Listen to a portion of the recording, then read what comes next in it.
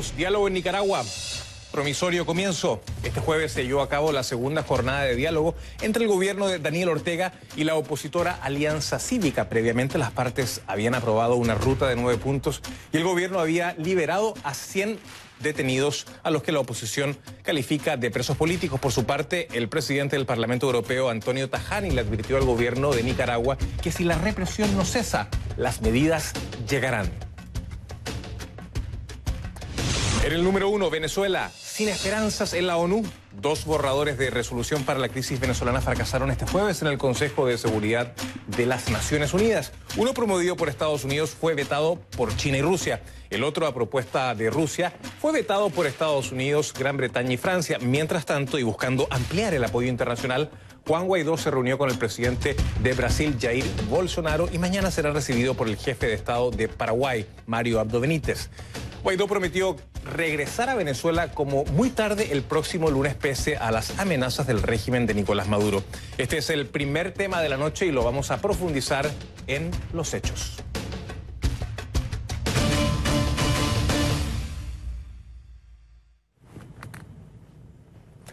Les pido que a partir de este momento me acompañen utilizando la etiqueta numeral conclu opciones BZLA, numeral conclu opciones BZLA. Recuerden que recibo todos sus comentarios en mi cuenta en Twitter, que es @JosemanuelCNN, @JosemanuelCNN. Falta consenso en el Consejo de Seguridad de la ONU para solucionar la crisis venezolana. Las visiones enfrentadas de los países miembros se reflejan en las votaciones. Hoy fracasaron 2 propuestas de resolución presentadas por Estados Unidos y Rusia. La de Estados Unidos, que incluía la celebración de elecciones libres y la entrada de ayuda humanitaria, fue vetada por Rusia y China. La opción Rusia, proclive al diálogo, fue vetada por Estados Unidos, Gran Bretaña y Francia. El representante especial de Estados Unidos para Venezuela, Elliot Abrams, aseguró que votar en contra de la propuesta estadounidense equivalía a proteger a Nicolás Maduro. Escuchemos. President, regrettably, Señor presidente, lamentablemente, al votar contra esta resolución, algunos miembros de este Consejo continúan protegiendo a Maduro y a sus compinches y prolongan el sufrimiento del pueblo venezolano.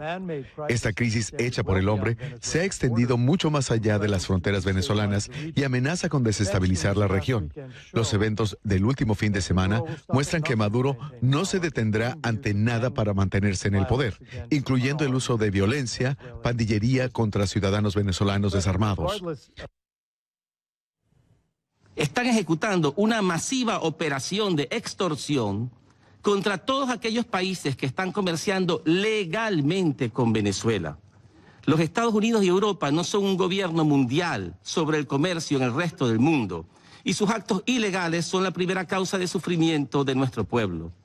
Este Consejo de Seguridad debe velar por el cumplimiento del derecho internacional frente al uso de las instituciones económicas internacionales como arma de destrucción masiva y por parte de los Estados Unidos y el Reino Unido. Las guerras modernas, señor presidente, ya no se hacen solo con bombas, también se hacen con bancos. Mientras tanto, el presidente de Estados Unidos, Donald Trump, se refería a la situación en Venezuela al término de la segunda cumbre con el líder norcoreano Kim Jong-un. Desde Hanoi, Trump reiteró el apoyo a Juan Guaidó, asegurando que continuará enviando suministros a Venezuela, pese a que hasta ahora no se ha logrado el ingreso de la ayuda humanitaria. We have Venezuela, as you know, has been very much in the news, and we're sending supplies. Supplies are getting through a little bit more. It's not easy. It's hard to believe somebody would say, let's not do it. What difference would that make, except it's great for his people to let it get through? But we're sending a lot of supplies down to Venezuela. People are starving to death. And you would really think that the man in charge currently would let those supplies get through. We are getting them into some of the cities and some of the areas that need them the most, and it's not an easy job. It's very difficult, actually.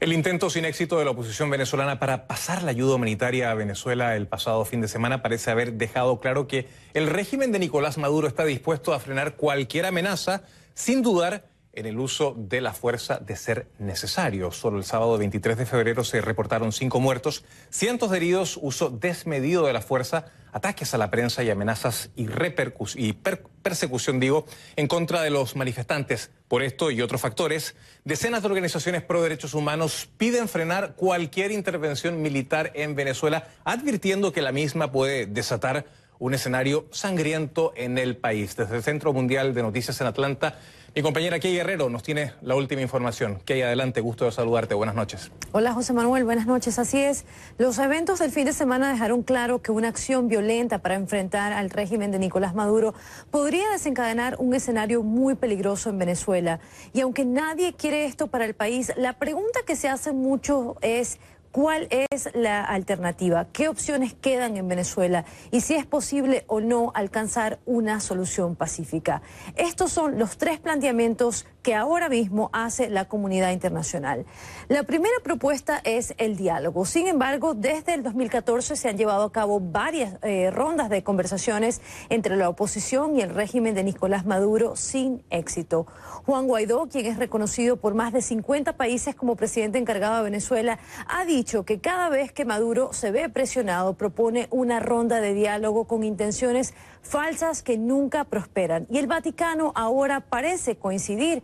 En una carta que el Papa Francisco envió recientemente a Maduro, resalta este punto y dice que desafortunadamente lo que se acordó durante las reuniones no fue seguido por gestos concretos para implementar los acuerdos, y es precisamente por esto que el Vaticano ahora se niega a ser mediador en la crisis venezolana. La segunda propuesta es una negociación que lleve a elecciones libres, democráticas y con el aval de la comunidad internacional. Esta parece ser la propuesta que cuenta con más apoyo. Sin embargo, aseguran varios expertos que fueron consultados por CNN que solo será posible si el régimen de Maduro da pasos concretos para recuperar la confianza de la comunidad internacional. ¿Cuáles serían estos pasos? El primero tiene que ser la liberación de todos los presos políticos y de manera inmediata. La segunda, la aceptación de la ayuda humanitaria. También el reconocimiento de la Asamblea Nacional como el único órgano legislativo establecido por la Constitución venezolana, y con ello la disolución inmediata de la Asamblea Nacional Constituyente, que como sabemos es un órgano paralelo creado vía decreto por Maduro. Esto además de la reforma total del Consejo Nacional Electoral venezolano. Si estos puntos se activan, es probable que la propuesta para elecciones prospere. De lo contrario, estaríamos entonces en un estancamiento. Y aunque fuentes del gobierno de Estados Unidos nos dicen que es una de las propuestas, de las opciones que se le ha planteado al régimen de Nicolás Maduro a puerta cerrada, por ahora no hay ninguna señal de aceptación. Esto nos lleva entonces a la tercera y a la última propuesta, que sería la intervención militar. Esta es una opción que ha sido rechazada, hay que decirlo, por la mayoría de los países de la región y del mundo, y por ahora Estados Unidos es el único país en decir abiertamente que esta posibilidad está sobre la mesa. Pero incluso el Grupo de Lima, que apoya y reconoce a Juan Guaidó como presidente encargado de Venezuela, dice que la transición debe ser por la vía pacífica. ¿Qué pasa? La desesperación, el hambre, la pobreza extrema, la falta de medicamentos, alimentos, la inflación, el abuso a los derechos humanos lleva a muchas personas a pedir esta intervención de forma inmediata. Pero lo que se debe mantener en claro es que, según dicen los expertos, esta opción no garantiza un cambio de gobierno y que la misma podría desencadenar un escenario muy peligroso en el país. El conflicto, como vemos, parece estar estancado y no hay una solución mágica, aunque el ejército venezolano, dicen estos mismos analistas, es quien tiene todos los instrumentos para destrabar esta partida. José Manuel. Muchísimas gracias, Key, por tu completísimo informe desde el Centro Mundial de Noticias en Atlanta. Buenas noches para ti. Mientras tanto, Juan Guaidó busca estrechar el cerco diplomático sobre Nicolás Maduro. En este intento viajó a Colombia y hoy visitó Brasil, donde se reunió con el presidente Jair Bolsonaro. El mandatario brasileño reiteró su apoyo al regreso de la democracia en Venezuela, mientras que Guaidó agradeció a Bolsonaro su liderazgo regional y sus esfuerzos para lograr el ingreso de la ayuda humanitaria.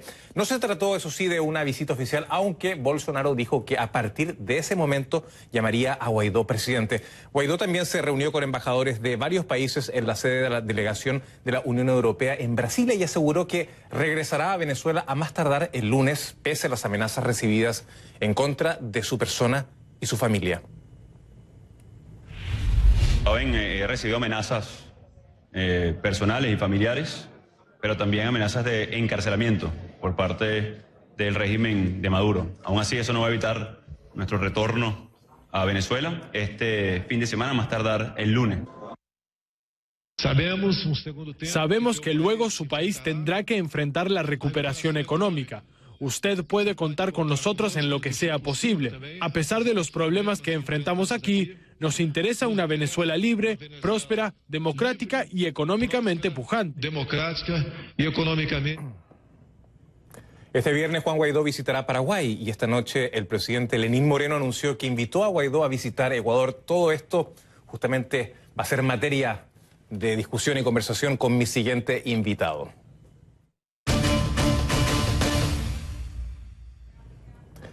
Le doy la más cordial bienvenida a José Miguel Vivanco, director para las Américas de Human Rights Watch. Nos acompaña en vivo desde nuestros estudios en Nueva York. Señor Vivanco, ¿qué tal? Gusto saludarle. Buenas noches. Muy buenas noches, José Manuel. Un gusto estar contigo esta noche.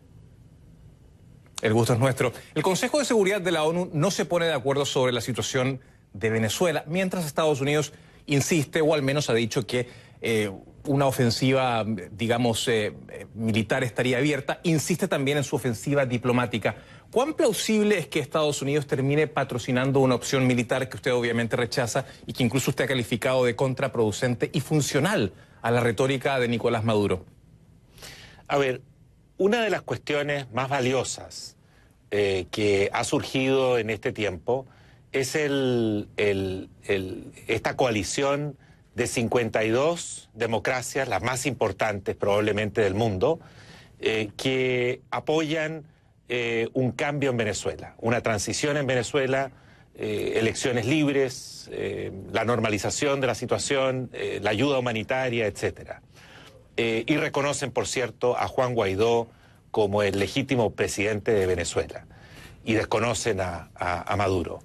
Esa coalición creo que está fuertemente unida sobre una base fundamental y que es que el cambio debe proceder sobre la base de presiones políticas, diplomáticas e incluso económicas.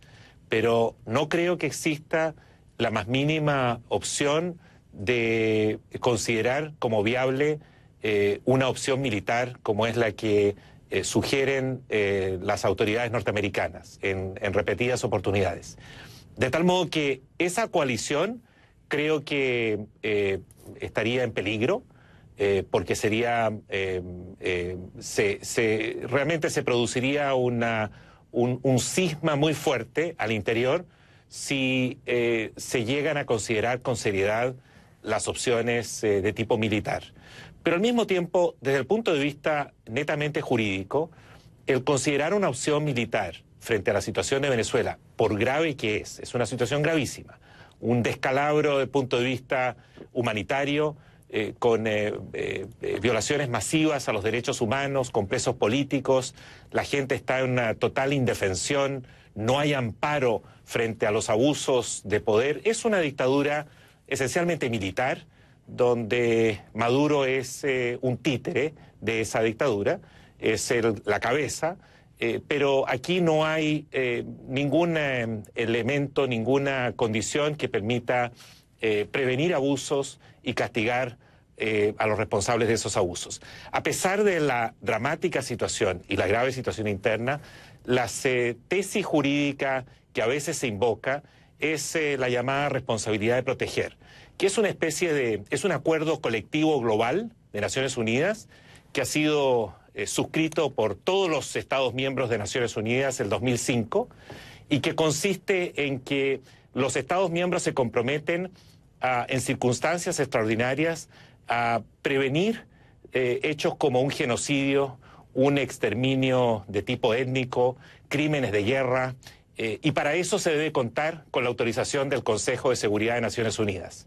Las condiciones en las que se encuentra Venezuela, ya las describí como muy graves, realmente no alcanzan a una circunstancia como la que supone la tesis, la doctrina de la responsabilidad de proteger. Sí se pueden hacer una serie de acuerdos y medidas de presión diplomáticas y políticas, pero la última opción, que es la opción militar, en mi opinión, no estaría justificada y además no contaría con el consenso de los estados que hacen parte, y especialmente los 5 permanentes que tienen poder de veto del Consejo de Seguridad.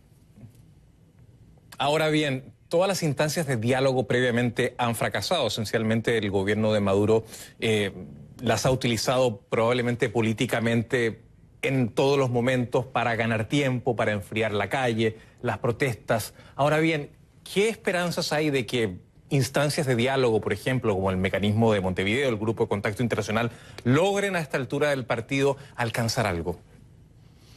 José Manuel, esa opción, la del diálogo, a mí me parece que puede tener resultados positivos con una sola condición, y es una condición central. Y no me estoy refiriendo solo a las precondiciones, es decir, a la liberación inmediata de los presos políticos y una serie de otras garantías, que deben estar, por supuesto, sobre la mesa. Pero hay una cuestión elemental en este diálogo.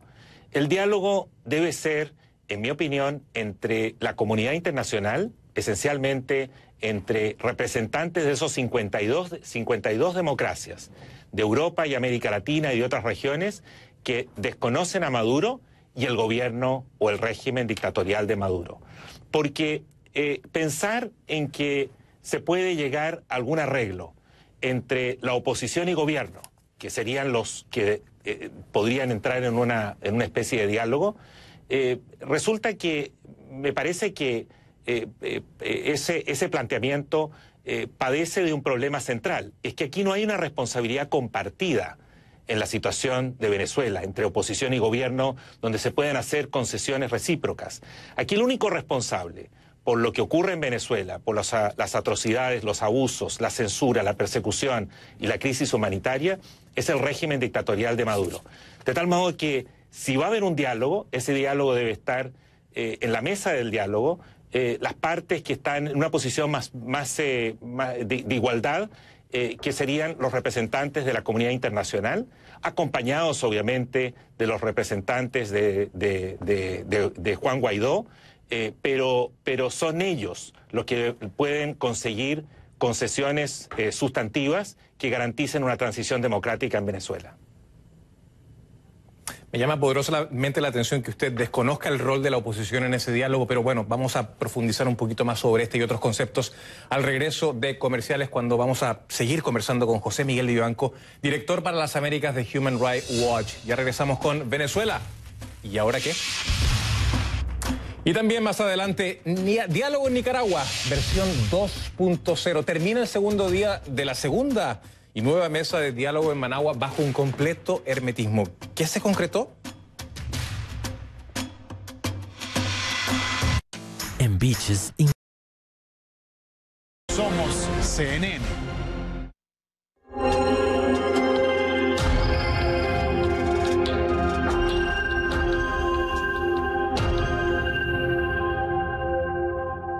Nosotros hoy queremos hacer un llamado a mi colega, a usted, doctora Michelle Bachelet, quien fue ministra de Salud, quien fue presidenta 2 veces de Chile y hoy es alta comisionada de la ONU. A usted, que luchó contra una dictadura desde la juventud en Chile, hoy le quiero hacer un llamado. Póngase el corazón en la mano como médico y venga a Venezuela. Pero no venga solamente a escuchar una parte de la historia, como le dijo ayer al señor Arriaza, que es lamentable que apenas a unas cuadras de su oficina, cuando sales al centro de Caracas, ves comer a la gente de la basura. ¿Cómo se nota que este funcionario del régimen lo que hace es andar en carros escoltados y no ve la realidad de nuestro pueblo? Hoy en Venezuela mueren los niños por falta de comida. Hoy en Venezuela estamos hablando que hay 7 niños semanales que fallecen. Viene a decir que no hay crisis humanitaria, que no hay emergencia, pero aceptó ayudas de otros países porque eso sí quiso, ¿no? Aquí la realidad es, mira, venga de China, venga de Narnia, de donde venga, los médicos venezolanos vamos a aceptar la ayuda, porque nosotros no vamos vamos a seguir permitiendo que nuestros pacientes se mueran, porque es a nosotros quien nos duele cuando nos quedamos de manos atadas sabiendo las técnicas y no poder resolver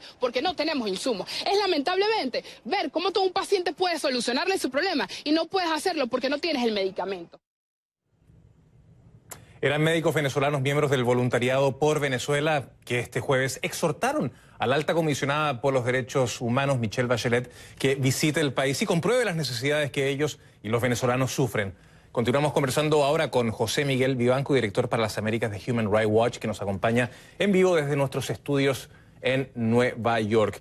Señor Vivanco, en una eventual negociación para poner fin a la crisis, ¿se le podría garantizar a Nicolás Maduro y a Diosdado Cabello, por ejemplo, una suerte de justicia transicional? Usted, como experto en derechos humanos, ¿cómo ve este tema? Mira, José Manuel, las reglas del juego son muy claras. Tratándose de crímenes de lesa humanidad o graves violaciones a los derechos humanos, las amnistías no son permitidas, están prohibidas. La situación jurídica ha cambiado radicalmente desde la época de los 70s, los 80s, y felizmente hoy día hay normas que obligan a los estados a procesar a aquellos que han cometido gravísimas violaciones a derechos humanos.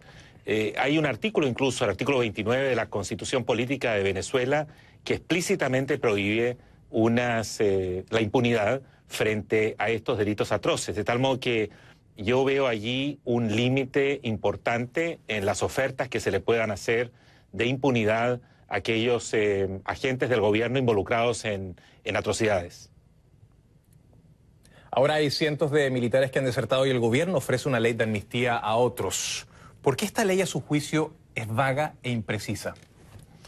Porque la ley lo que hace es no distinguir. Es una oferta demasiado amplia. Dice: todos los militares y civiles que se quieran sumar a la reconstrucción democrática de Venezuela, es decir, salir del lado de Maduro y sumarse a Juan Guaidó, serán amnistiados. Y los jueces estarán obligados a aplicar esa amnistía. Lo que ocurre es que, como ya dije, hay límites muy serios y no se puede hacer una oferta tan amplia que vulnere los derechos de las víctimas a la justicia. Además, en la práctica me parece que no es creíble una propuesta de ese tipo, por lo que ha avanzado el derecho internacional en estas materias. Ahora bien, le pregunto, ¿qué incentivo en una mesa de negociación podría llegar a tener Nicolás Maduro para dejar el poder? El que deja el poder siempre tiene que tener en una mesa de negociación un incentivo para irse. ¿Cuál podría ser este? Tu pregunta es muy importante y es muy válida. Eso justamente hace parte de este tipo de negociaciones que son muy complejas. Yo creo que aquí la oposición tiene un rol y obviamente la comunidad internacional. Yo dije inicialmente que a mí me parecía que las negociaciones debían ser entre la comunidad internacional y el gobierno, porque de lo contrario hay una tremenda asimetría entre oposición y gobierno. La oposición es víctima de un régimen dictatorial que ha violado todas las garantías, las libertades fundamentales, los derechos básicos. De tal modo que los únicos que pueden realmente ponerse frente a una mesa, en una mesa frente a Maduro, son representantes de la comunidad internacional acompañados con la oposición. Y allí, evidentemente, que habrá que exigirle a Maduro lo que se decía al principio del programa: elecciones libres, un proceso electoral transparente, la liberación de los presos políticos, la ayuda humanitaria, que se permita el ingreso de ayuda humanitaria. Ahora, ¿cuáles son las concesiones que habrá que hacerle a Maduro y a su régimen? Eso justamente es el corazón del problema, pero como ya dije, es muy difícil garantizar la impunidad si hay evidencias que este régimen ha cometido crímenes de lesa humanidad. Ahora bien, para terminar, el regreso de Juan Guaidó a Venezuela podría eventualmente ser otro foco de conflicto. Probablemente va a ser este lunes. ¿Cómo usted ve la vuelta de Guaidó a Venezuela y su seguridad personal? ¿A usted le preocupa? ¿Cree que la situación jurídica de Guaidó, de acuerdo, por supuesto, a la óptica del gobierno de Maduro, puede ser compleja? José Manuel, obviamente que me preocupa, porque estamos hablando de una dictadura que no tiene límites en el ejercicio del poder y que está acostumbrada a cometer todo tipo de abusos. Si no, miremos el último caso que afecta al conocido periodista Jorge Ramos, que fue nada menos que detenido en el Palacio durante horas porque a Maduro no le gustó la entrevista y le robaron la entrevista y le robaron los equipos a Univisión simplemente por haber hecho preguntas y planteamientos que al dictador le molestaron. De tal modo que aquí estamos hablando ante una dictadura que ejerce el poder de una manera brutal sin ningún límite. Obviamente que me preocupa, pero todos hemos podido observar que Juan Guaidó ha podido actuar en Venezuela y el gobierno hasta ahora no se ha atrevido a dañarlo, a afectar a su familia, lo han amenazado, estuvo secuestrado durante algunas horas inicialmente, pero luego creo que se dieron cuenta del apoyo internacional que tiene, la legitimidad que tiene, no solo internacional, sino también a nivel nacional, y eso creo que limita al gobierno de Maduro, al régimen dictatorial de Maduro, en su capacidad para hacerle daño al líder de Venezuela, Juan Guaidó. José Miguel Vivanco, director para las Américas de Human Rights Watch, muchísimas gracias por estar esta noche en Conclusiones. Buenas noches. Al contrario, un placer estar en Conclusiones. Bueno, y ya regresamos con Diálogo en Nicaragua, versión 2.0. Termina el segundo día de la segunda y nueva mesa de diálogo en Managua bajo un completo hermetismo. ¿Quiere saber usted qué se concretó? Se lo vamos a contar a la vuelta de comerciales. En este vaso con capacidad para 500 mililitros hay 200. Les pido que a partir de este momento me acompañen utilizando la etiqueta numeral conclu diálogo, numeral conclu diálogo Nica. Otra vez, numeral conclu diálogo Nica. Recuerden que recibo todos sus comentarios en mi cuenta en Twitter, que es @JosemanuelCNN, @JosemanuelCNN. Terminó el segundo diálogo nacional en Nicaragua en total hermetismo por exigencia del gobierno de Daniel Ortega. La prensa no tuvo acceso a las conversaciones y de momento no se conocen los resultados concretos. En el diálogo participa el gobierno, la Alianza Cívica por la Justicia y la Democracia y la Conferencia Episcopal de Nicaragua, la Iglesia Católica. Hasta ahora las partes afrontan el diálogo con optimismo. Hemos avanzado mucho en el curso del día. Por eso es que yo les digo que quizás mañana, hacia el mediodía, podamos tener ya una información completa para ustedes. ¿Mediadores internacionales, doctor? Es que no puedo adelantar nada porque ese es el compromiso que tenemos. ¿Tenemos esperanza en este diálogo para la solución a la crisis que hay en Nicaragua? Por supuesto, si yo no tuviera esa esperanza no estaría ahí. Yo tengo la esperanza de que vamos a poder resolver la crisis. De acuerdo con un comunicado de la Alianza Cívica, las negociaciones están en su etapa inicial. De momento, solo se están decidiendo los aspectos de forma y las reglas de la negociación antes de entrar a las cuestiones de fondo. Esta alianza está conformada por un grupo heterogéneo de organizaciones y personas, y en ella encuentran representación diversos grupos de la sociedad nicaragüense. Sobre la mesa, la oposición puso 4 exigencias. Justicia, el restablecimiento de las libertades, derechos y garantías constitucionales, reformas electorales que garanticen elecciones justas, libres y transparentes, y la liberación de los llamados presos políticos. En cuanto a este último punto, según organismos locales defensores de los derechos humanos en Nicaragua, hay al menos 777 presos políticos, la mayoría de ellos víctimas de procesos que no se ajustan a la ley. Otra preocupación es que cuando llega la liberación no siempre se alcanza la libertad. El informe es de mi compañero Mario Medrano desde Managua. Carlos Valle tiene 60 años y estuvo preso 5 meses en la Dirección de Auxilio Judicial de Nicaragua. Fue detenido por participar en la marcha opositora del 15 de septiembre, cuando protestaba por la captura de su hija, que fue liberada poco después. Fue liberado este miércoles y varios funcionarios del sistema penitenciario lo llevaron a su casa. Pensaba visitar a sus hijos en Estados Unidos, pero esos funcionarios le dijeron que no podrá salir del país. Quiero que sepas, Messi, que tenés retención migratoria, no puedes salir del país y tenés que presentarte una vez al mes. Yo no fui acusado por parte del Ministerio Público ni de la Fiscalía. Yo fui secuestrado, tuve 170 días en el Chipote, no me acusaron de ningún delito, entonces, ¿qué pena estoy cumpliendo? El Ministerio de Gobernación publicó este miércoles una lista de 100 personas que, según la institución, habían sido detenidas por haber cometido delitos contra la seguridad común y la tranquilidad pública, y que desde esa fecha son objeto de medidas cautelares como la convivencia familiar. El gobierno no explica nada más, justo cuando se prepara para reanudar las negociaciones con la oposición. Otro de los manifestantes liberados es el maratonista Alejandro Vanegas, de 62 años, quien permaneció tras las rejas más de 3 meses. Este jueves fue retenido 2 veces por la policía y llevado a su hogar cuando trotaba vestido de azul y blanco cerca de su casa. La forma de protesta del llamado maratonista azul y blanco se volvió popular en redes sociales, ya que corría largas distancias portando carteles en los que exigía justicia para los muertos en las protestas.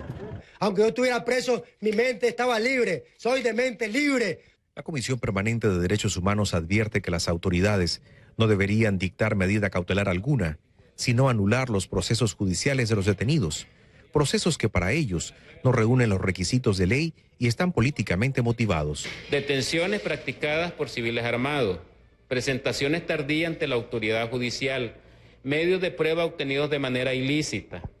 Aparte de eso, acusaciones que no cumplen los requisitos del artículo 77, numeral 5. La liberación de los manifestantes detenidos es una condición de la oposición para entablar una negociación con el gobierno y buscar una solución a la crisis sociopolítica que enfrenta Nicaragua desde abril de 2018.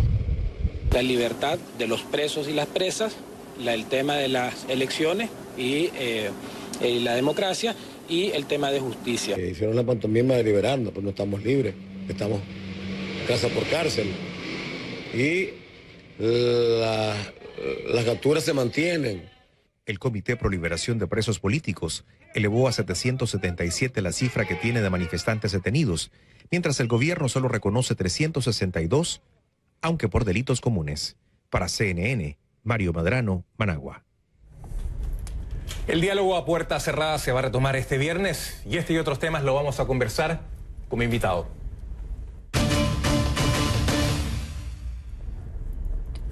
Le doy la más cordial bienvenida a Lester Alemán, miembro de la Alianza Cívica por la Justicia y la Democracia. Se encuentra aquí en nuestros estudios en Miami porque él no puede estar en Managua, Nicaragua, luego de que obviamente sentiste que tu vida corría peligro en Nicaragua, ¿no? Sí. Muchas gracias a ustedes por dar el espacio a Nicaragua siempre. Hay que recordar que Lester Alemán fue quien interpeló al presidente Daniel Ortega en el marco de esta primera fase del diálogo que después obviamente se congeló y se ha vuelto a retomar. Sí. ¿Tienes esperanzas de que este diálogo político que está teniendo lugar tenga algunos resultados? ¿Crees en el diálogo? Bueno, el diálogo de por sí hoy Daniel Ortega lo llama, como siempre debió ser, negociación. 9 meses después, Daniel Ortega entiende que es una negociación. El diálogo empezó con esperanza. Yo creo en el diálogo. Pero hay mucha suspicacia. Y es necesaria que Nicaragua tenga suspicacia en este proceso porque Daniel Ortega puede estar demostrando que esto es una estrategia para lavarse la cara ante la comunidad internacional y creo, y ojalá que no fuese así, que lo utilizaría como una estrategia para prolongar el proceso de crisis. De alguna manera, el hecho de que el diálogo no conduciese a nada en la primera fase, algunos lo interpretaron como que el gobierno de Ortega había enfriado las protestas en la calle. ¿Esto fue así? No. En realidad el pueblo de Nicaragua sigue con la misma determinación desde el primer día. Lo que pasa es que Daniel Ortega en la primera escena del diálogo nunca demostró voluntad. Pero también las protestas se aplacaron. Entonces las protestas, claro, menguan al momento de que la represión aumentaba. Entonces ese fue el modelo, ese es el modelo de demostrar miedo de Daniel Ortega al sacar a la Policía Nacional todos los días a la calle. Entonces la gente comenzó obviamente a disminuir las protestas por salvaguardar sus vidas y sobre todo por no caer pues en la garra del régimen. ¿Con qué actitud te parece que llega Daniel Ortega a este diálogo político versión 2.0, como le ha puesto nuestro productor? La confianza que nosotros tenemos es porque la comunidad internacional, a diferencia del primer proceso, hoy tiene los ojos puestos en esa negociación. Si Daniel Ortega se va por la vía de dilatar esto y no dar ningún acuerdo ni tampoco ceder como debe, porque él en realidad es el que tiene que perder él, entonces sabe que las sanciones van a continuar y la presión internacional continúa. La Alianza Cívica, que es el equipo que está ahí, tenemos confianza en él, porque hemos estado en esa preparación. La agenda es la misma de Nicaragua. Veía los puntos que estaban un poco como en orden. Nosotros los tenemos en orden. El primero es la libertad de los presos políticos, con garantías también consignadas en la Constitución. El segundo es la del tema de democratización, que es donde abarcan las reformas previas a elecciones adelantadas. Garantizar las libertades públicas. Exacto. Y el tercero es la justicia. Okay. Ya hablamos del tema de democratización con las reformas previas para llegar a elecciones adelantadas, justas, transparentes y competitivas. Posteriormente a eso, la justicia para las víctimas y nuestros héroes, pues que en realidad el legado, 9 meses después, 10 meses de crisis y no se ha podido honrar. a los héroes. Los familiares no han podido llegar al cementerio con mucha tranquilidad a poner un ramo de flores mientras no son perseguidos, limitados y hasta muchos encarcelados. Insisto, ¿te parece que el gobierno de Ortega hoy día se sienta a la mesa con otra actitud, con otra disponibilidad? Esperemos que tenga la actitud que debe tener por la presión internacional, por también el cansancio y el agotamiento que hay en el pueblo, en Nicaragua, sobre todas las cosas, porque el país sigue secuestrado. O sea, el país continúa en crisis. Y siempre se le ha dicho que la comunidad internacional no debe estar aislada de la crisis en Nicaragua, porque enfrentamos más de 350 muertos, más de 777 presos políticos, más de 50.000 exiliados solo en Costa Rica. Y la crisis económica que cada día aumenta, y los números son alarmantes. Tú decías, Daniel Ortega habla hoy día de negociación, no habla de diálogo. Y en una negociación siempre hay un tira y afloja, siempre yo estoy dispuesto a ceder en ciertas cosas. Si Daniel Ortega cede en los puntos que la oposición le está planteando, estos 3 puntos que tienen que ver con la liberación de los llamados presos políticos, las reformas democráticas que avancen también hacia tener un poder electoral independiente y, en tercer lugar, el tema de la justicia, ¿qué se le puede garantizar a Daniel Ortega para que haga estas concesiones? En realidad no sé, está claro que no vamos a ceder la dignidad del pueblo de Nicaragua. Los derechos humanos tampoco son negociables, ni la democracia, ni tampoco la estabilidad, ni el legado de nuestros héroes. Entonces creo que Daniel Ortega tiene que enfocarse, en realidad, que hoy es quien tiene la solución para acabar con la crisis, porque es la raíz de la crisis. Estamos enfrentando una crisis política. Entonces creo que parte de la negociación también es entender que tiene en realidad hoy un pueblo determinado. Entonces Nicaragua no va a desistir de esto, y es por la línea cívica, pacífica y no violenta. Sí, pero insisto, ¿qué es lo que podría obtener Daniel Ortega a cambio para desistir de estar en el poder o para convocar a estas elecciones adelantadas y hacer las reformas estructurales que ustedes como oposición están planteando? Bueno, en realidad creo que tiene que ponerse a pensar en tanto qué se puede ceder a él. En realidad ya las oportunidades las ha tenido. Entonces, tenemos un informe del Grupo Interdisciplinario de Expertos que declara pues que en Nicaragua se cometieron crímenes de lesa humanidad. Entonces, la amnistía no puede prescribirse con esto. Así que creo que no tiene que ser tan ingenuo en pedirla, porque sabe que no se puede conceder. Va a ser un tema complicado el que estás planteando. Yo creo que probablemente va a ser el tema central. En realidad el tema de justicia y el tema de democratización son los 2 puntos más fuertes y los temas más madurables de la negociación. Me contabas que estás en Miami, obviamente no estás por tu voluntad, porque sentiste mucha presión por parte del gobierno para salir del país luego de que interpelaras públicamente en el marco del diálogo a Daniel Ortega. Pero me dices que no has solicitado asilo político acá en los Estados Unidos y me llama la atención, te lo quiero preguntar al aire, ¿por qué? Quiero volver a Nicaragua, igual que muchos. Y el asilo para mí no es opción, como para otros miembros también de la Alianza Cívica, que son compañeros míos que han estado aquí. Entonces, no es opción. Pero se puede pedir asilo político y una vez que las condiciones cambien puedes volver. Pues en realidad también nos hemos enfocado en los meses que hemos tenido en el exilio del tema de Nicaragua, no en el aspecto personal. Siempre nos han tal vez llamado la atención porque no hemos pensado en nosotros, pero en realidad lo importante es Nicaragua. Entonces, en eso estamos. Lester Alemán, vamos a conversar contigo un poquito más al regreso de la publicidad. Lester Alemán, miembro de la Alianza Cívica por la Justicia y la Democracia, después de la pausa, aquí en Conclusiones. Ya regresamos.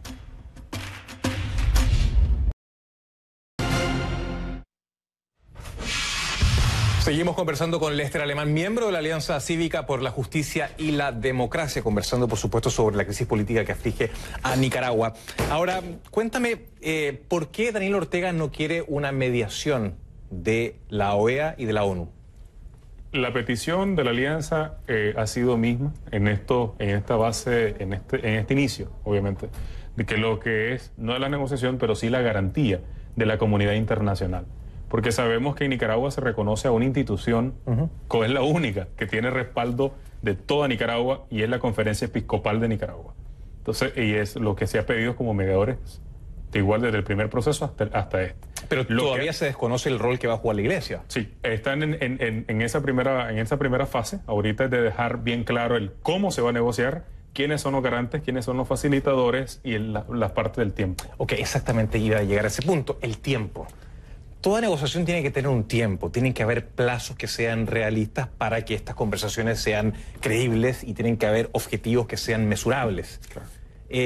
¿Cuál es el tiempo ideal para que esta negociación tenga realmente un final deseado por las partes? Exacto, no te lo puedo decir, no existe. Pero tiene que haber una negociación seria. Pero tiene que haber una estimación del tiempo. Al menos, no va a ser... ¿Y en esa estimación qué se puede decir? No va a ser de 2 días tampoco, ni tampoco se puede prolongar toda la vida, ni todo el año. Entonces eso va a ser de meses. Lo que se contemplaba en el primer episodio eran 2 meses y medio. Okay. En el primer diálogo. Eso ya es una respuesta más clara. En el primer diálogo, 2 meses y medio. Ahorita se está puliendo, obviamente, eso. Se está dando las últimas pinceladas del acuerdo por ambas partes de cuánto podría ser el tiempo estimado de una negociación seria y que dé una salida a la crisis.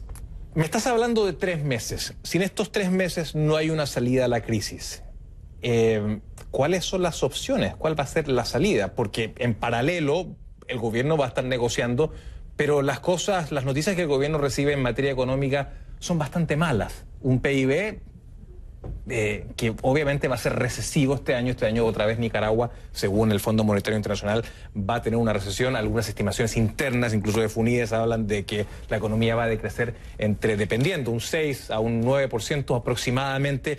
El gobierno puede recibir muy malas noticias que a la población le van a seguir cayendo bastante mal. ¿Cómo ves esa realidad? Pues en realidad, ¿qué puede pasar a partir de eso? Te hablo en el factor de tiempo de la primera escena del diálogo, que fue un estimado de 2 meses y medio. En este no tenemos la claridad de cuánto pueda darse. Entonces, pero creo que se va buscando el mismo episodio, el diálogo del 16 de mayo. Pero hablando del otro aspecto, Daniel Ortega entiende en realidad que a pesar de que este año existe negociación, la crisis económica no se para. Es que no se puede parar. No se puede parar. Entonces, el descontento de Nicaragua continúa, a pesar de que existe el arreglo político que ha desencadenado una crisis económica. Y por supuesto que está realizando reformas económicas que el COSEP, que es el Consejo de Empresarios de Nicaragua, no está recomendando y que eventualmente son medidas de ajuste que podrían causar mayor descontento en la población. Daniel Ortega nunca ha sido presidente del pueblo, nunca, porque nunca ha velado por él. Peor hoy. Esas medidas, en lugar de afectar al empresariado, está afectando directamente al pueblo de Nicaragua. Pero eso es una afirmación un tanto discutible porque la primera parte, digamos, Ortega gobernó con los empresarios y también con la complacencia de mucha parte de la población. Los primeros años de Ortega se puede decir que fueron años de legitimidad. Había plata, todos estaban contentos. Y la democracia, si te he visto, no me acuerdo. Bueno, en realidad la democracia no se puede maquillar. Pudo maquillar números, pero no pudo maquillar la democracia. Lester Alemán, siempre es un gusto conversar contigo. Ojalá que dentro de las medidas que logre esta instancia de diálogo puedas regresar a tu país, a Nicaragua. ¿Lo ves posible? ¿Ves tu regreso plausible en el corto plazo?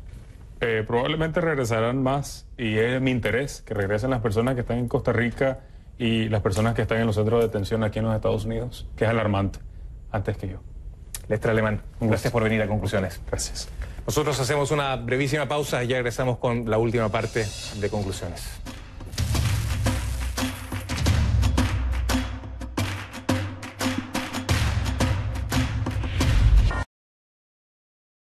Acusación a su respecto sin costas, artículos... Culminen en el marco de la... Este fue el momento cuando absolvieron al expresidente de Argentina, entre ellos el ex juez Juan José Galeano, quien fue el primer encargado de la causa AMIA. Recordemos que el atentado con bombas en la Mutual Judía de AMIA fue el 18 de julio de 1994 y dejó 85 muertos y más de 300 heridos. Este fue el peor atentado terrorista en la historia de la Argentina. Galeano siempre se declaró inocente, al igual que Menem, aunque en esta oportunidad el exmandatario optó por el silencio y decidió no hacer uso de la palabra en su última audiencia. Lo cierto sí es que todavía la causa AMIA no tiene responsables. Todavía en esa causa, en el atentado más grande terrorista argentina, todavía reina la impunidad. Gracias por acompañarnos esta noche en Conclusiones. Soy José Manuel Rodríguez. Buenas noches.